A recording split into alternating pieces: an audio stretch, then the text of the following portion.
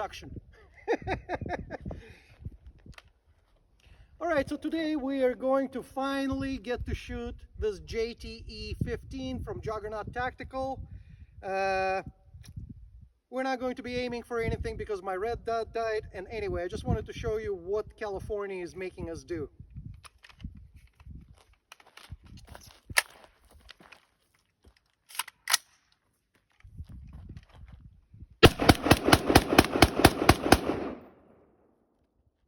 So on a California legal firearm like an AR, you're supposed to have a set of features that are not features, they're hindrances.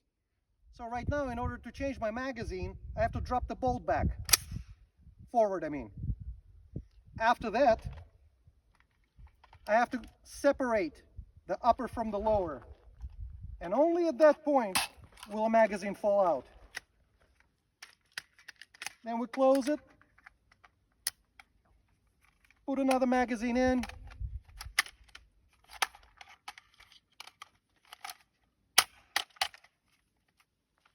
and if you're in a dogfight, you're screwed. Because those extra 30 seconds, 40 seconds are going to kill you.